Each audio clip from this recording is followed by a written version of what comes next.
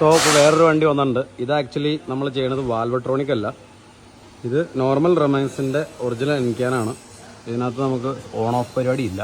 അപ്പോൾ ഇതിനകത്ത് നമുക്ക് പുള്ളിക്ക് ചെയ്യേണ്ടത് എപ്പോൾ വേണമെങ്കിലും പുള്ളിക്ക് ഈ സെൻറ്ററിൽ നിന്ന് ഇവിടെ നിന്ന് പൈപ്പ് അടിച്ച് നമ്മൾ കൊടുത്തേക്കുക.